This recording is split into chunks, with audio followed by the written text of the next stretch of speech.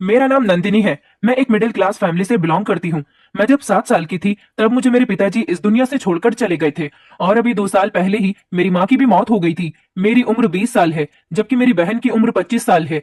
मेरी बड़ी दीदी जिनका नाम सुहानी है, हम दोनों बहनें अपने घर में अकेले ही रहते थे। मेरी दीदी जॉब करती थी और उन्होंने अपने ऑफिस में काम करने वाले एक लड़के को पसंद कर लिया था और वो उसी के साथ शादी करना चाहती थी। अब हम दोनों बहनों के अलावा हमारा तो कोई था नहीं, हमारा कोई भाई भी नहीं था। हम दोनों बहनें एक दूसरे का सहारा थे। मेरी दीदी ने मेरा हमेशा ही बहुत ख्याल रखा था। वो मेरे साथ बिल्कुल एक माँ की तरह रहती थी। मम्मी पापा के मर जाने के बाद दीदी ने ही मेरा ख्याल रखा था। मेरे लिए मेरी माँ और बाप दोनों मेरी दीदी ही थी। हम दोनों बहनों में ज्यादा फर्क नहीं था। मैं अपनी दीदी से ज्यादा हेल्दी थी, इसलिए मैं उनसे बड़ी लगती थी। मैंने बीए कंप्लीट करने के बाद अपनी पढ़ाई को छोड़ दिया था क्योंकि हमें घर के काम की बहुत ज्यादा परेशानी होती थी। हम दोनों बहनें अपने घर में बहुत सफाई रखते थे। हमारा घर बहुत बड़ा था। यह हमारे पापा ने बड़ी मेहनत से बनाया था। मेरे पापा जीते जी कहते थे कि ये घर मेरी दोनों बेटियों का है। जब उनकी शादी हो जाएगी तो ये घर आधा आधा मैं इन दोनों को दे दूंगा और अब जबकि मेरी मम्मी और पापा दोनों ही इस दुनिया में नहीं है तो ये घर हमारा ही हो गया। वैसे भी घर की रौनक तो माँ बाप से ही होती है। दीदी तो सुबह ऑफिस के लिए निकलती तो रात को 8 बजे ही घर में घुसती थी। पढ़ाई पूरी होने के बाद मैंने घर में ही ठहरने का फैसला कर लिया था। मैं घर में ही रहती थी। सारा दिन अकेले रह रहकर बोर हो जाती थी, इसलिए मैं बच्चों को ट्यूशन पढ़ाने लगी थी। इसी तरह मेरा टाइम भी पास हो जाता था और घर के भी सारे काम हो जाते थे। मेरी दीदी जिस लड़के को पसंद करती थी वो अपने माता पिता का इकलौता बेटा था। उसके माता पिता गांव में रहते थे और वो लोग बहुत ज्यादा गरीब थे। वो यहीं शहर में रहकर अपने माता पिता को हर महीने अपनी सैलरी भेज दिया करता था। जब उसने मेरी दीदी को पसंद कर लिया तो उसने मेरी दीदी के साथ शादी करने का फैसला कर लिया। हमें तो इस रिश्ते से कोई एतराज नहीं था क्योंकि लड़का बहुत अच्छा था, मुझे भी बहुत अच्छा लगा था और वो मेरी दीदी से बहुत ज्यादा प्यार करता था। उसने अपने माता पिता को मेरी दीदी के बारे में सब कुछ बता दिया था और दीदी की फोटो भी सेंड कर दी थी। उसके घर वालों को मेरी दीदी बहुत पसंद आई थी और उन्होंने इस रिश्ते के लिए हाँ कर दी थी और कहा था कि जल्द से जल्द शादी करके हमारी बहू को हमारे पास भेज दो। मेरी दीदी गांव नहीं जाना चाहती थी। वैसे भी सुनील जीजू तो शहर में काम करते थे। मेरी दीदी ने सोचा कि जब सुनील शहर में काम करता है तो वो गांव जाकर क्या करेगी। सुनील जीजू ने अपने माता पिता से जब इस बारे में बात की तो उन्होंने कहा कि बस हमें इसी बात का डर है कि पत्नी मिल जाने के बाद तुम बदल न जाना, हम बूढ़े माता पिता का क्या होगा।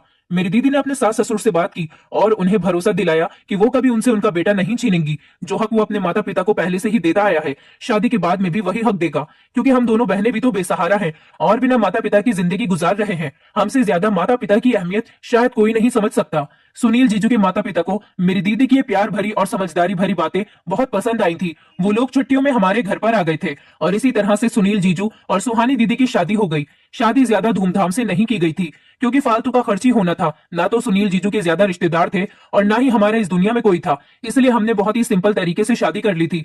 सुनील जीजू के माता पिता मेरी दीदी से बहुत खुश हुए थे। सुनील जीजू मेरी दीदी को अपने किराए वाले फ्लैट में लेकर चले गए थे और उनके माता पिता वापस अपने गांव लौट गए थे। एक हफ्ता मेरी दीदी वहां पर रही। उनको हमेशा मेरी फिक्र लगी रहती थी और पूरा एक हफ्ता मैंने अपनी दीदी के बगैर इस घर में बड़ी मुश्किल से गुजारा था क्योंकि हमारा घर बहुत बड़ा था। हमारे घर में लगभग 5 कमरे थे और सारे ही कमरों के अंदर वॉशरूम और बाथरूम अटैच थे। 2 मंजिल का घर था। मुझे इतने बड़े घर में दीदी के जाने के बाद बहुत डर लग रहा था। 3-4 दिन तो मेरी फ्रेंड मेरे साथ रहकर चली गई थी, लेकिन भला वो भी मेरे साथ मेरे घर में कब तक रह सकती थी। उसके बाद वो अपने घर चली गई। दीदी मुझसे बहुत प्यार करती थी। उन्हें मेरी बहुत फिक्र लगी हुई थी कि मैं किस तरह से अकेले घर में रह रही होंगी। और फिर मैं जॉब भी तो नहीं करती थी, दीदी ही तो जॉब करती थी। उन्हीं की कमाई से तो मेरा भी गुजर बसर हो रहा था। दीदी की शादी को 1 हफ्ते से ज्यादा ही हुआ था। दीदी अपने सामान के साथ हमारे घर पर आ गई और उन्होंने कहा कि मेरा तुम्हारे बिना दिल नहीं लगता, मुझे हमेशा तुम्हारी फिक्र लगी रहती है, मैं तुम्हारे साथ यहीं पर ही रहूंगी। मैंने दीदी को बोला भी कि कहीं ऐसा ना हो कि सुनील जीजू नाराज हो जाएं। दीदी ने कहा उन्हें भी तुम्हारी फिक्र थी, उन्हें जब मुझसे मिलना होगा वो यहाँ पर आ जाएंगे। पर मुझे ये सब कुछ अच्छा नहीं लगा था। लड़की का असल घर उसकी ससुराल ही होता है। मेरे दिमाग में अचानक ही एक आइडिया आ गया। हमारा घर बहुत बड़ा था और हमारे घर में कमरे भी बहुत सारे खाली पड़े हुए थे। सिर्फ मैं और मेरी दीदी एक ही कमरा तो इस्तेमाल करते थे। इसलिए मैंने अपना आइडिया अपनी दीदी को बताया कि क्यों ना आप और जीजू हमारे ही घर पर रह लो। वैसे भी सुनील जीजू कितने सालों से किराए के फ्लैट में रह रहे हैं, आप दोनों इस घर में रहोगे तो आपका किराया भी बचेगा और आप दोनों को मेरी भी फिक्र नहीं होगी। इस चीज से मुझे भी फायदा होगा। मुझसे भी यहाँ का अकेलापन बर्दाश्त नहीं हो रहा था। मुझे भी आप लोगों का साथ मिलेगा तो बहुत खुशी मिलेगी। दीदी को भी मेरा ये आइडिया बहुत पसंद आया था। फिर उन्होंने अपना आइडिया सुनील जीजू को बताया। सुनील जीजू ने कहा, बात तो बिल्कुल ठीक है, लेकिन मैं फ्री में वहां पर नहीं रह सकता, मुझे अच्छा नहीं लगेगा। दीदी ने कहा, आप एक बार घर आ जाओ, फिर साथ बैठकर बातें करते हैं। ये कहकर दीदी ने फोन काट दिया था। जब रात के टाइम पर सुनील जीजू घर आए तो मैंने उन्हें घर में रहने के लिए तैयार कर लिया था और ये भी कहा था कि आप लोग किराए की जगह मुझे अपना समझकर अपने साथ रख लो, यही मेरे लिए बहुत है। सुनील जीजू मुझे अपनी बहन समझते थे। उन्होंने कहा, मेरा इरादा तो था कि मैं तुम्हें अपने साथ फ्लैट में ही ले चलूं, लेकिन फ्लैट बहुत ज्यादा छोटा है, हम दो लोगों का गुजारा ही वहां पर बड़ी मुश्किल से होगा, इसलिए मैंने तुम्हें वहां ले जाने के लिए नहीं कहा। मैंने कहा, कोई बात नहीं, अब आप लोग यहाँ पर मेरे साथ रहोगे, अब यही आपका घर है। वैसे भी ये घर मेरी दीदी और मेरा दोनों का ही तो है। सुनील जीजू बहुत अच्छे थे, वो हमारे घर में रहने के लिए तैयार हो गए। उन्होंने अपना फ्लैट खाली कर दिया और वहां से सामान हमारे घर में शिफ्ट हो गया। अब दीदी और जीजू सुबह को साथ जॉब करने के लिए चले जाते थे और मैं उन दोनों पति पत्नी के लिए रात का खाना तैयार कर लिया करती थी। इसी तरह से दिन गुजरते चले गए। मेरी दीदी की शादी को पूरे 2 साल हो गए थे और अभी तक मेरी दीदी को कोई औलाद नहीं हो सकी थी। दीदी को भी बच्चों का बहुत शौक था। उधर सुनील जीजू को भी बच्चे बहुत अच्छे लगते थे। दीदी ने काफी सारे डॉक्टर को भी दिखा दिया था, पर रिजल्ट कुछ भी नहीं आया था। और फिर धीरे धीरे 4 और फिर 5 साल मेरी दीदी की शादी को गुजर गए थे और अभी तक हमारे घर में बच्चों की किलकारी नहीं गूंजी थी। मैं भी अपने घर में रौनक देखना चाहती थी, बच्चों की चहल पहल, बच्चों की आवाजें, उनके साथ खेलना, लेकिन हम सब बहुत मायूस हो चुके थे और अब तो मेरी दीदी भी हार मानने लगी थी। दीदी मेरी शादी की बहुत ज्यादा जिद किया करती थी, लेकिन मैं अभी शादी नहीं करना चाहती थी। मेरी चाहत थी कि पहले मैं अपनी दीदी के बच्चों के साथ खूब खेल लूं, उसके बाद तो मैं शादी करके अपने ससुराल चली जाऊंगी। लेकिन शायद मेरी ये ख्वाहिश ख्वाहिश ही रह जानी थी। किसी ने हमें तीर्थ यात्रा पर जाने की राय दी थी, तो किसी ने हमें घर में हवन करने के लिए कहा था और किसी ने तांत्रिक बाबा के पास जाने के लिए बोला था। मैं खुद दीदी के साथ हर जगह जाती थी, क्योंकि वो भी तो अकेली होती थी। सुनील जीजू तो ऑफिस चले जाते थे। मेरी दीदी ने शादी के 3 साल तक जॉब की, फिर मेरी दीदी की तबीयत खराब रहने लगी थी और फिर उनको प्रेगनेंसी भी नहीं रही थी। इसी वजह से सुनील जीजू ने दीदी की जॉब छुड़वा दी और उनसे कहा कि तुम घर में रहकर आराम करो। दीदी के साथ साथ मैं भी काफी सारी जगह पर जा चुकी थी, क्योंकि मेरी दीदी प्रेग्नेंट होने के लिए बहुत सारी कोशिशें कर रही थी और हर बार उनकी कोशिशें नाकाम हो जाती थी। हम लोगों ने घर पर भी काफी सारे हवन करवा लिए थे और शहर के हर डॉक्टर को दिखा दिया था, पर क्या परेशानी थी कोई भी ये बात नहीं बताता था। बस हर कोई मेरी दीदी को दवाई दे दिया करता था। दीदी दवाई खाते खाते परेशान हो गई थी और हर बार बड़ी उम्मीद के साथ वो दवाई खाती, लेकिन कुछ भी नहीं होता था। दीदी ने मन्नत मांगी हुई थी कि उनके पास बच्चा आ जाएगा तो वो मंदिर जाकर बहुत सारे गरीबों को खाना बांटेंगी, लेकिन इससे भी कोई नतीजा नहीं निकल रहा था। इसी तरह से काफी साल गुजर जाने के बाद दीदी हिम्मत हारती जा रही थी, पर मैं हर बार उनको हिम्मत देती थी और उनको यकीन दिलाती थी कि भगवान एक दिन आपकी प्रार्थना जरूर सुनेगा। हम लोग हर काम से मायूस हो गए थे और थक हार कर अब घर पर ही बैठ गए थे और भगवान का फैसला आने का इंतजार कर रहे थे। फिर एक दिन हमारे यहाँ सुनील जीजू के दूर के एक रिश्तेदार मेरी दीदी से मिलने के लिए आए। उन लोगों ने हमारे घर पर रात का खाना भी खाया था। वो दोनों पति पत्नी थे और सुनील जीजू की पत्नी को काफी टाइम से देखने की ख्वाहिश कर रहे थे, क्योंकि इन दोनों की शादी बहुत सिंपल तरीके से हुई थी, इसलिए कोई भी मेहमान शादी में नहीं आ पाया था। अब ये लोग शहर ही आए हुए थे, तो इसलिए दीदी से मिलने के लिए हमारे घर पर भी आ गए। उन्होंने मेरी दीदी को बताया कि तुम्हारे शहर में एक तांत्रिक बाबा रहते हैं, तुम एक बार अपने आप को उन्हें दिखा दो। दीदी ने बताया था कि हम काफी सारे तांत्रिक बाबा के पास जा चुके हैं, पर हर बार हमारी कोशिश नाकामी साबित हुई है। उन्होंने कहा कि एक बार और ट्राई करके देख लो। दीदी ने उनका कहना मान लिया और कुछ दिनों बाद ही दीदी इस तांत्रिक बाबा के पास भी चली गई। दीदी मुझे भी उस बाबा के पास अपने साथ लेकर चली गई थी। उन्होंने दीदी को जड़ी बूटियां बनाकर दी थी, जो पति पत्नी दोनों को ही खाने की एडवाइस दी थी। दीदी वो जड़ी बूटियां भी पाबंदी से खाती रही और सुनील जीजू को भी खिलाती रही, लेकिन इसके बावजूद भी कोई फायदा हासिल नहीं हुआ। फिर एक दिन हमारे पड़ोस में ही एक आंटी रहती थी। उनका बेटा मेरे पास ट्यूशन पढ़ता था। कभी कभी वो अपने बेटे को लेने के लिए हमारे घर पर आ जाती थी और 1-2 घंटा बातचीत करने के बाद ही हमारे घर से जाती थी। वो उस दिन भी अपने बेटे को लेने के लिए ही आई थी। उन्होंने जब दीदी का उतरा हुआ चेहरा देखा तो उनसे वजह पूछी कि सुहानी को क्या हुआ। फिर दीदी उनके पास बैठ गई और उन्होंने उन्हें बता दिया कि अब की बार भी उनको कोई फायदा नहीं हुआ और साथ ही ये भी बता दिया कि वो हर तरीका आजमा चुकी है और अब तो वो हिम्मत हार चुकी है। लेकिन फिर आंटी ने दीदी को किसी ज्योतिष के बारे में बताया। उन्होंने कहा कि एक बार उनके पास जाओगी तो तुम्हें जरूर फायदा होगा। वो ज्योतिष भी है और एक वेद भी है। वो तुम्हारी कुंडली देखकर बता देंगे कि तुम्हारी कुंडली में बच्चा है भी या नहीं। अगर होगा तो वो तुम्हारा इलाज करना शुरू कर देंगे और अगर नहीं होगा तो वो तुम्हें मना कर देंगे, तुम्हें भरोसे पर नहीं रखेंगे। और मुझे भरोसा है कि तुम जरूर प्रेग्नेंट हो जाओगी, तुम्हें बहुत फायदा होगा। इन आंटी की बात सुनकर दीदी के दिल में फिर से उम्मीद की एक किरण जाग उठी थी। दीदी ने अगले ही दिन उन वेद जी के पास जाने का फैसला कर लिया। अब की बार दीदी वेद जी के पास अकेली ही गई थी, क्योंकि बच्चों के एग्जाम चल रहे थे और मेरे पास दीदी के साथ जाने का टाइम नहीं था। दीदी जब घर आई तो मैंने देखा कि वेद जी ने दीदी को कुछ सफेद सफेद पाउडर जैसा पानी में मिलाकर खाने के लिए दिया था और कहा था कि इसका आपको रोज सेवन करना है। और साथ ही उन्होंने 2 लौंग भी भाभी को दी थी। उनसे कहा था कि इन दोनों लौंग को तुम्हें 15 दिन तक अपनी साड़ी के पल्लू में बांधकर रखना है और सोते समय इन दोनों लौंग को अपने शरीर पर मल लेना। उसके बाद फिर से दोबारा इसको अपने दुपट्टे के पल्लू में बांध लेना। दवाइयाँ। मुझे तो ये वेद जी कम और तांत्रिक बाबा ज्यादा लग रहे थे। वैसे भी आंटी जी ने बताया था कि वो एक ज्योतिष भी है। दीदी ने उस वेद जी के बताए हुए तरीके के मुताबिक ही सब कुछ किया। उस लौंग को अपने साड़ी के पल्लू में भी बांध लिया और रात को वो उसको मलकर दोबारा से साड़ी के पल्लू में बांध लेती थी। और साथ ही साथ वो उन्होंने जो सफेद पाउडर की पुड़िया दी थी उसको भी पानी के साथ ले रही थी। अगले हफ्ते ही दीदी प्रेग्नेंट हो गई। दीदी जब प्रेग्नेंट हुई तो मैं बहुत हैरान रह गई थी कि ये सब कुछ आखिर कैसे हो गया। दीदी इन दो चीजों की वजह से इतनी आसानी से प्रेग्नेंट हो गई। भला ऐसे कैसे हो सकता है। फिलहाल दीदी तो बहुत ज्यादा खुश थी क्योंकि वो मां बनने वाली थी। वो तो खुशी से फूली नहीं समा रही थी। उन्होंने ये गुड न्यूज सुनील जीजू को सुनाना चाहा। जब जीजू घर आए तो दीदी ने उनको बड़ी खुशी खुशी ये गुड न्यूज सुना दी और वो भी ये बात सुनकर बहुत हैरान हुए थे कि पिछले 5 सालों में तो ऐसा कुछ भी नहीं हुआ, तो फिर अब एक मामूली वेद के पास जाने से इतनी जल्दी दीदी प्रेग्नेंट कैसे हो गई। सुनील जीजू ने दीदी से डॉक्टर के पास चलने के लिए कहा तो दीदी ने साफ इनकार कर दिया और ये कह दिया कि वो डॉक्टर के पास नहीं जाएंगी। डॉक्टर उल्टी सीधी दवाइयां दे देते हैं और फिर उनको इतने समय बाद ये गुड न्यूज मिली है जिसको वो अब बर्बाद नहीं करना चाहती। लेकिन मेरे दिमाग में अभी तक यही सब कुछ चल रहा था कि भला ये सब कुछ मुमकिन कैसे हो सकता है। सिर्फ 2 लौंग के टुकड़े अपने शरीर पर मलने से और वो सफेद पुड़िया, उसमें ऐसा क्या है जिसका सेवन करने से दीदी प्रेग्नेंट हो गई। जबकि मेरी आंखों देखी बात है, दीदी ने कोई भी डॉक्टर नहीं छोड़ा और ना ही कोई तांत्रिक बाबा छोड़ा। बहुत से तांत्रिक बाबा ने भी दीदी को जड़ी बूटी और न जाने क्या क्या इस्तेमाल करने के लिए दिया था, पर दीदी उन चीजों से भी प्रेग्नेंट नहीं हुई थी। तो फिर ये सब क्या था। इस सब से तो बहुत जल्दी ही रिजल्ट निकल कर आ गया था। ज्यादा इंतजार भी नहीं करना पड़ा था। मां बनना या नहीं बनना ये सब कुछ तो भगवान के हाथ में है। फिर इस वेद ने मेरी दीदी को ऐसा क्या दिया था। ये सब कुछ कैसे मुमकिन हुआ। मेरी तो कुछ भी समझ में नहीं आ रहा था। मुझे दीदी की हरकतें भी बड़ी अजीब सी लगने लगी थी। और तो और हैरानी की बात यह थी कि 15 दिन गुजरते ही दीदी का पेट भी बढ़ता हुआ नजर आने लगा था। मैं बहुत ज्यादा हैरान रह गई थी कि भला प्रेग्नेंट लेडी का पेट भी तीसरे या चौथे महीने में बाहर निकलने लगता है, पर मेरी दीदी का पेट तो 15 दिन के बाद ही बढ़ना शुरू हो गया था। मैं अगर दीदी से कुछ कहती तो वो मुझे डांट देती थी और कहती थी कि तुम ज्योतिषी जी पर शक कर रही हो। उन्होंने मेरी कुंडली देखकर बताया था कि तुम्हारी कुंडली में मां बनने का सुख बहुत जल्दी है, तुम जल्दी ही मां बन जाओगी। और उनकी कही हुई बात बिल्कुल सही साबित हुई। देखो, मुझे एक हफ्ते बाद ही गुड न्यूज मिल गई। मैंने अब दीदी से इससे रिलेटेड कोई भी सवाल पूछना बंद कर दिया था, लेकिन अब मुझे ये राज जानने का इंटरेस्ट जागने लगा था। मैं जानना चाहती थी कि भला ये सब कुछ इतनी जल्दी कैसे हो गया। जो इतने सालों में नहीं हुआ वो एक हफ्ते में कैसे हो गया। एक दिन मेरी दीदी बाथरूम में नहाने के लिए गई थी और उन्होंने अपनी वो साड़ी उतारकर बाथरूम में ही टंगी रहने दी, जिस साड़ी के पल्लू में वो 2 लौंग बंधी हुई थी। मैं पहले किचन में गई और मैंने गरम मसाले के डिब्बे से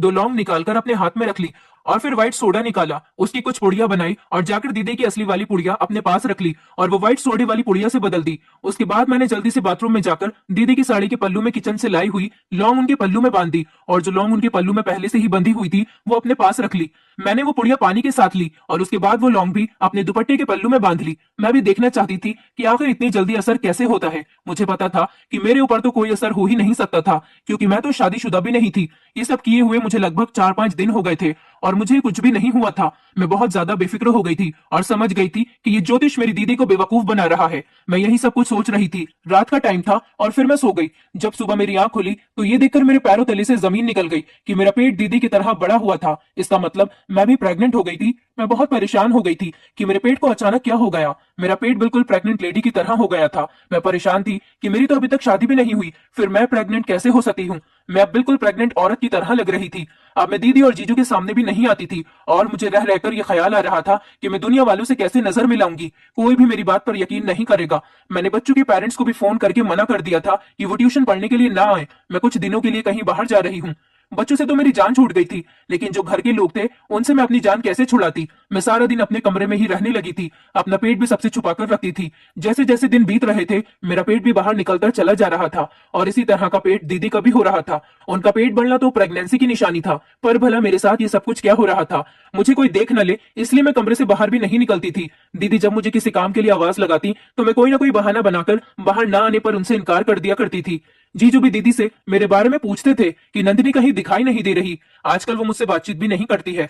दीदी ये कह देती थी कि शायद उसकी तबीयत ठीक नहीं है, कमरे से ज्यादा बाहर ही नहीं निकलती। काफी दिन तक तो मैंने ये सब कुछ संभाल लिया था, लेकिन एक दिन दीदी मेरे कमरे में आ ही गई थी और मुझे देखकर बहुत हैरान रह गई थी। उन्होंने मेरे मुंह पर थप्पड़ भी मार दिया था और कहा था कि अगर ऐसी कोई बात थी तो तुम हमें भी तो बता सकती थी। हम खामोशी से तुम्हारी शादी कर देते, पर तुम्हें हमारी इज्जत पर दाग लगाने की क्या जरूरत थी। मैं बहुत ज्यादा शर्मिंदा हो रही थी और मेरी समझ नहीं आ रहा था कि दीदी को किस तरह से अपनी सच्चाई का यकीन दिलाऊं। दीदी मुझसे पूछ रही थी कि बताओ ये सब कुछ किसने किया और वो कौन है। मुझसे उनको कुछ बताया ही नहीं जा रहा था और मैं रोने लगी। मेरी आंखों से लगातार आंसू निकल रहे थे।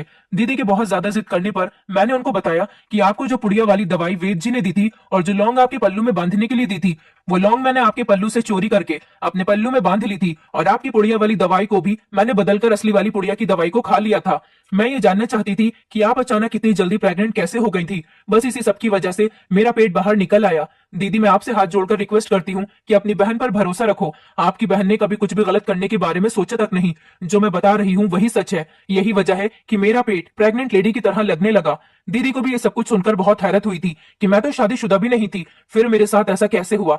फिर दीदी ने मुझे कहा कि तुम अभी कुछ दिन तक अपने कमरे में ही रहना और बिल्कुल भी तुम्हें बाहर निकलने की जरूरत नहीं, चाहे कुछ भी हो जाए, लेकिन तुम अभी कमरे से बाहर मत आना।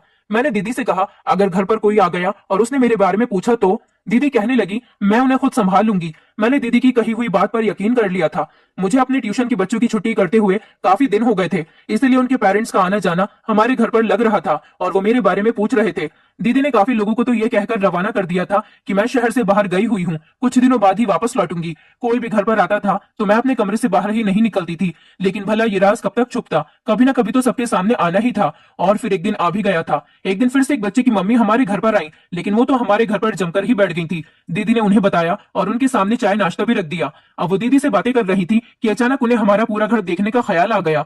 दीदी ने उनसे बहुत सारे बहाने बनाए और ऊपर के पोर्शन वाले सारे कमरे दिखा दिए, लेकिन वो नीचे वाला कमरा भी देखना चाहती थी जिस कमरे में मैं थी, और वो समझ गई थी कि मेरी दीदी उनसे कुछ छुपा रही है। उस औरत को मेरी दीदी बहुत अजीब सी लग रही थी। फिर वो हुआ जिसके बारे में मैं सोच भी नहीं सकती थी। दीदी के पास अचानक किसी की कॉल आ गई। वो फोन पर बात करने में बिजी हो गई और उस बच्चे की मम्मी ने कमरे का दरवाजा खोल ही लिया और वो मेरे कमरे के अंदर आ गई। उनकी नजर जैसे ही मुझ पर पड़ी वो हैरान रह गई थी। मैं भी उन्हें देखकर हक्का बक्का रह गई थी कि अब क्या होगा। अब तो मेरी इज्जत सिर्फ भगवान के हाथ में ही थी। फिर ऐसा हुआ कि अचानक उस औरत के मोबाइल पर किसी की कॉल आने लगी और कॉल आने वाले इंसान ने बताया कि उनकी बेटी की बहुत ज्यादा तबीयत खराब है। वो फौरन उल्टे पैरों हमारे घर से भागी चली गई। तब जाकर हमारी सांस में सांस आई थी। अब दीदी ने कहा कि इसका जल्द से जल्द कोई सॉल्यूशन निकालना होगा, वरना हम किसी को मुंह दिखाने के काबिल नहीं रहेंगे। इस टाइम तो भगवान ने हमारी इज्जत को बचा लिया था, लेकिन आगे क्या होने वाला था ये तो हमें भी नहीं पता था। दीदी ने सुनील जीजू को बताने का फैसला किया तो मैं बहुत डर गई थी। मैं नहीं चाहती थी कि उनको इस बारे में पता चले, क्योंकि मुझे पता था कि वो भी अपनी साली को गलत ही समझेंगे और सोचेंगे कि जरूर उनकी साली का किसी के साथ अफेयर चल रहा है और ये सब कुछ किसी लड़के का ही किया धरा है। दीदी ने मुझे तसल्ली दी और कहा कि मैं तुम्हारे साथ हूँ, मुझे पता है कि तुमने कुछ नहीं किया तो फिर तुम्हें डरने की कोई जरूरत नहीं। लेकिन ये कोई छोटी बात नहीं थी, एक कुंवारी लड़की का प्रेग्नेंट होना। दीदी ने कहा कि सुनील को तो बताना ही पड़ेगा, आखिर उनके अलावा हमारा कोई है भी तो नहीं। उन्हें बिना बताए इस चीज का सॉल्यूशन कैसे निकालेंगे। और फिर दीदी ने इस बारे में सुनील जीजू को बता दिया था। जीजू मुझ पर बहुत ज्यादा गुस्सा हुए थे। मुझे पता था कि उनको भी दवाई वाली बात पर यकीन नहीं आएगा और उनका भी यही कहना था कि तुम्हारी बहन ने बहुत गलत कदम उठाया है। मैं बहुत शर्मिंदा थी कि अनजाने में मैंने इतनी बड़ी गलती कैसे कर दी। दीदी ने जीजू को बहुत समझाने की कोशिश की, जिस पर उन्होंने कहा कि तुम मुझे अपनी बहन की साइड लेकर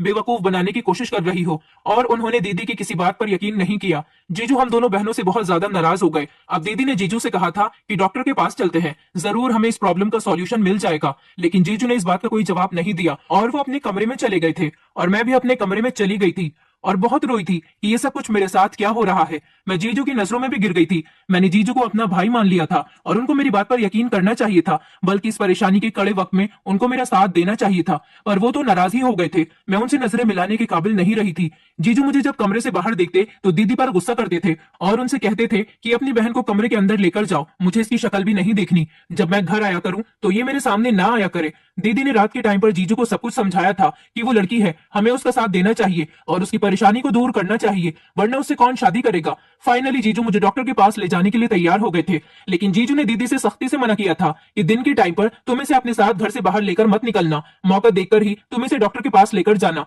दीदी मुझे मौका देखकर डॉक्टर के पास ले आई थी। मैं बहुत घबरा गई थी कि अब क्या होगा मेरे साथ। डॉक्टर के क्लिनिक पर काफी भीड़ थी, वहां पर हम लोग लगभग 1 घंटा बैठे रहे थे, लेकिन जब हमारा नंबर आने लगा तो डॉक्टर के चेकअप करने का टाइम खत्म हो गया था और अब हमें कल फिर से दोबारा यहाँ पर आना था। हम लोग घर चले गए थे। हम लोग घर आए तो जीजू ने दीदी से पूछा कि क्या हुआ, डॉक्टर ने क्या बताया, जिस पर दीदी ने बताया कि डॉक्टर के चेकअप का टाइम खत्म हो गया था, इसलिए हम घर को वापस आ गए और अब हम कल फिर से जाएंगे। मेरी ये रात बड़ी भारी गुजरी थी और मुझे दिन निकलने का इंतजार था। मैं सारी रात जागती रही थी। मुझे इंतजार था कि कब सुबह होगी और मेरी मुश्किल खत्म होगी। फिलहाल फिलहाल सुबह हो गई थी और मैं लगभग 10 बजे के टाइम पर दीदी के साथ डॉक्टर के क्लिनिक पर फिर से चली गई थी। हम लोग चेकअप करवाने के लिए घर से निकल गए थे। दीदी ने अपना चेकअप नहीं करवाया था। मेरा नंबर आ गया था और मेरी हालत बहुत बुरी हो रही थी और मुझे पसीने छूट रहे थे। डॉक्टर मुझे अपने साथ चेकअप के लिए ले गई थी। मेरा चेकअप हो गया था। मुझे तो बाहर भेज दिया गया था, लेकिन डॉक्टर काफी देर के बाद बाहर आई थी और कुछ परेशान लग रही थी। दीदी के पूछने पर डॉक्टर ने कोई सही जवाब नहीं दिया था और कहा था कि मैं कुछ टेस्ट लिखकर दे रही हूँ, वो टेस्ट करवाने के बाद मेरे पास आना। टेस्ट का पर्चा लेकर मैं और दीदी लैब चले गए थे और हमने टेस्ट करवा लिए थे। टेस्ट की रिपोर्ट हमें अगले दिन मिलने वाली थी और अगले दिन का हमें बेसब्री से इंतजार था जब हमें लैब से रिपोर्ट मिलनी थी। जैसे तैसे अगला दिन भी निकल चुका था। हम दोनों बेसब्री से लैब से रिपोर्ट मिलने का इंतजार करने लगे थे।